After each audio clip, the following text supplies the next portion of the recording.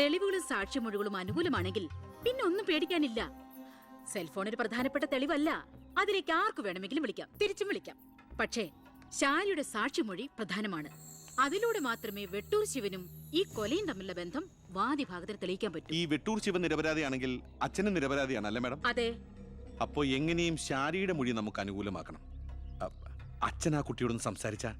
ഓ, ഇവിടുത്തെ പഴയ ബാല്യക്കാരുടെ മോളാ അവള്. ഇനി ഞാൻ അവളെ കാല് പിടിക്കണമെന്ന് പറഞ്ഞാ? അച്ഛാ, ഇപ്പൊ ആവശ്യം നമ്മുടെതാ. അവൾ അനുസരിക്കും. അതിനുള്ള തന്ത്രങ്ങളൊക്കെ അച്ഛൻ അറിഞ്ഞൂടെ?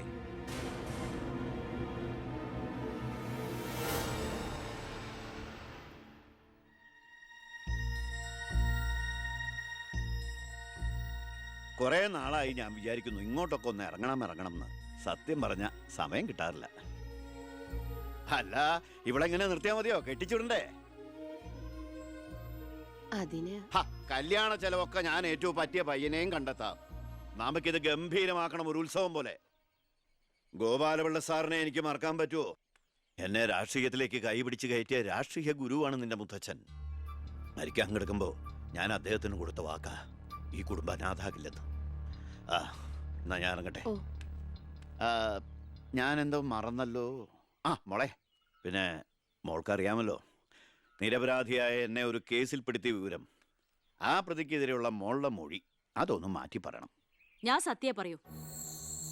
എന്റെ മുന്നിൽ വെച്ച് നടന്ന കൊലപാതകത്തിന് കൂട്ടു നിൽക്കാൻ എന്നെ കിട്ടില്ല. തെറ്റ് ചെയ്തവരാരായാലും അവർ ശിക്ഷിക്കപ്പെടണം. കുറെ കാലം എന്റെ വീട്ടിൽ നിന്നല്ലേ തള്ളയും മോളും. ഉണ്ട ചോറിന് നന്ദി കാണിക്കാൻ പറ ദേവികമ്മ അമ്മളോട്.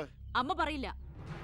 സാറ് പണ്ട് നന്ദി സൂചകമായി എന്റെ മുത്തശ്ശന് കൊടുത്ത വാക്ക് വിധവയായ എന്റെ അമ്മയെ അടിച്ചു തളിക്കാരിയാക്കാമെന്നല്ല, നല്ലൊരു ജോലി വാങ്ങിക്കൊടുത്ത് സ്വന്തം പെങ്ങളെ പോലെ സംരക്ഷിക്കാമെന്നായിരുന്നു. സാറിന്റെ വീട്ടിലെ കരിയും പുകയും കൊണ്ട് എല്ലാം മുറിയെ പണിയെടുത്തിട്ട് തന്നെയാ എന്റെ അമ്മ എന്നെ വളർത്തിയത്. ഒരു ബാല്യക്കാരിയുടെ കൂലിക്കണക്ക് പറഞ്ഞാ കുറെ കാശ് ഇങ്ങോട്ട് തരാനുണ്ടാവും.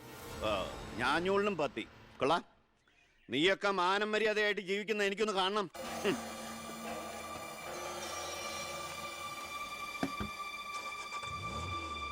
എടാ ഞാനാ. എന്താ നടക്കില്ലടാ. ഇന്ന് അച്ഛൻ അവളുടെ അടുത്ത് പോയി. നാളെ അവൾ അച്ഛൻ്റെ അടുത്ത് വരണം. അച്ഛൻ സമാധാനമായിട്ടിരിക്കെ, ബാക്കിയൊക്കെ ഞാൻ നോക്കിക്കോളാം.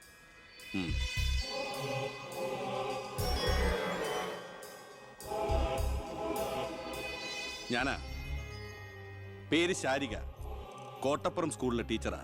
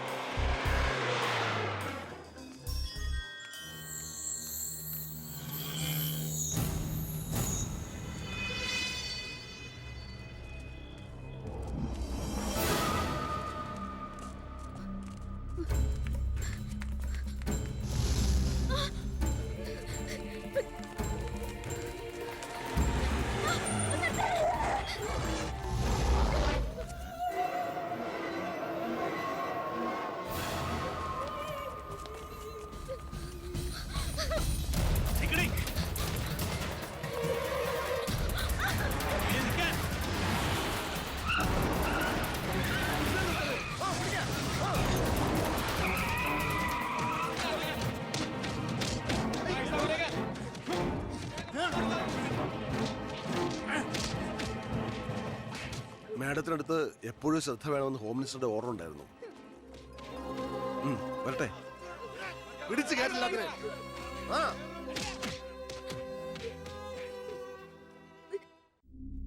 ആ ഗുണ്ടകളെല്ലാം മണിക്കൂറുകൾക്കുള്ളിൽ ജാമ്യത്തിറങ്ങിപ്പോയി സർ. അവർക്ക് വേണ്ടി ക്യൂ നിൽക്കുകയാണ് ആവശ്യക്കാർ.